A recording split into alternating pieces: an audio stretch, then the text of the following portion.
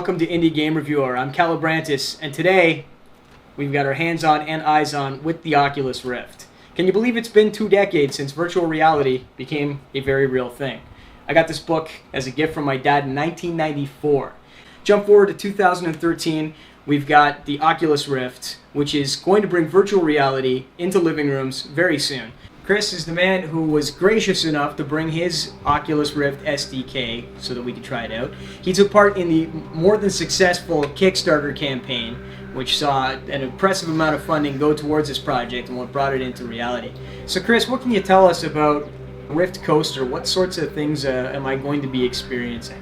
Well, the guy that made this basically used the assets from the Epic Citadel demo, and he built a roller coaster that goes through the entire castle setting. Awesome. And it gives you a real sense of, the stomach drop, and without having the actual G-forces, you get all the sensory. And well, you can see here too, we've got a split screen. Like up here on the monitor, you can see that what is going to appear in each eye is sort of being presented side by side.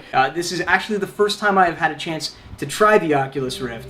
We're going to be taping my reactions. It's been very hard to not strap this on and sort of experience this firsthand. I want to get this on camera, so share in the joy with me, won't you? All right, so take the protective. Holy smokes! Okay, now folks, bear in mind this is the first time I have ever tried out the Rift itself. And I'm doing okay. I'm sorry. Instinctively, I've read online that the first thing everyone does is look. Oh my god. Okay. Whoa. This is okay. Oh my god. I'm not. Oh jeez. All right. I'm a little surprised here. I'm a little surprised because what I'm feeling right now is like instinctively. Ah, there's a jump. Okay, why are you jumping?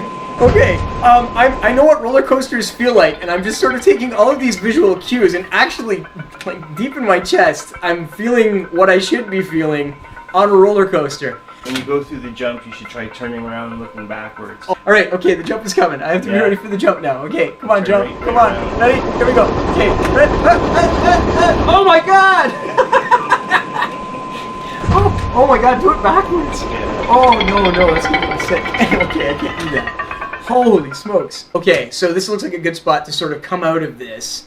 And I've been warned, I want to see what it feels like to sort of come back into reality after sort of like beating around in this. So it's, oh wow, holy smokes. That to me is what it feels like to be transported somewhere in Star Trek. We could get somebody else from the team to try it out here, so I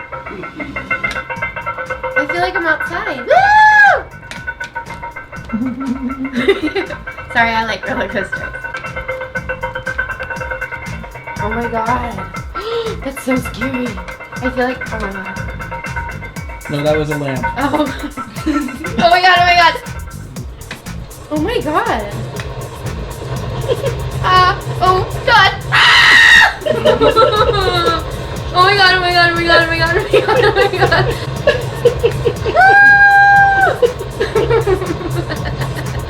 I can't. You also can't cover your eyes. I can't. Oh no, oh my god.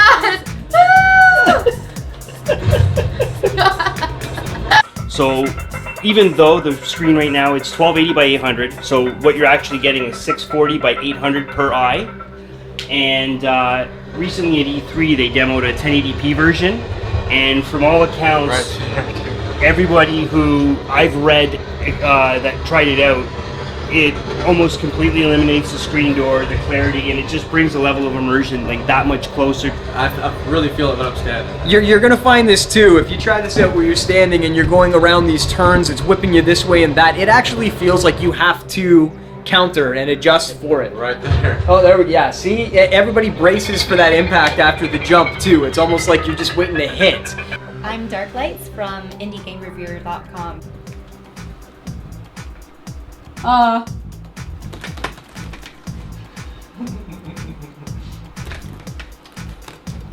I'm really dizzy actually.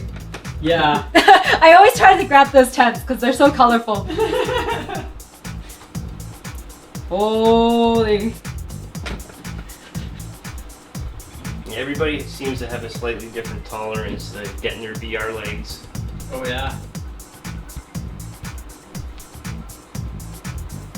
Feels like I can just grab those things.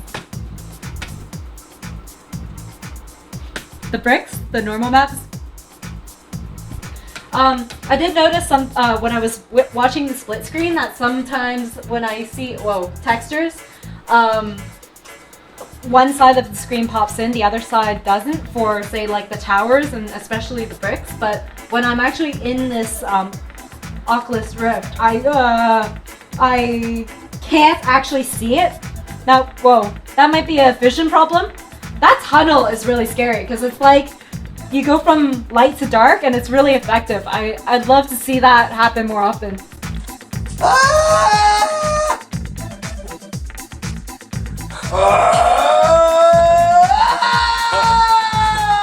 You can have literally not very polished textures, not very high-res textures, but still feel like you're immersed in that space. So basically that means like as long as the design is very unified, you can still get a really grandiose feeling, a really immersive feeling. The developer kit comes with different optics that you can switch out. So right now he's taking his glasses off, but you can actually throw different optics in there. There's A, B, and C cups. A cups being basically for 20/20 vision, B slightly worse, and then C being, I don't know what prescription it would equal, but a lot of people who require glasses with the C cups don't require their glasses.